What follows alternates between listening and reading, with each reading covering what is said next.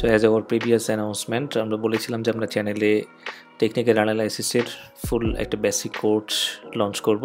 তো তারই সিকোয়েন্স অনুযায়ী আজকে সেই কোর্সের first starting. So introduction to technical analysis.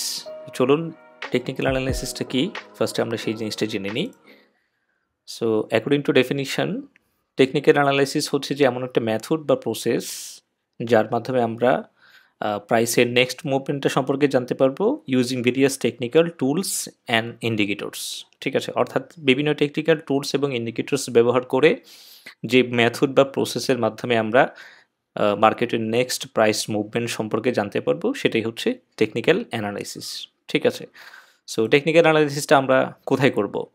তো মূলত আমরা টেকনিক্যাল অ্যানালাইসিসটা করবো হচ্ছে ট্রেডিং ভিউতে।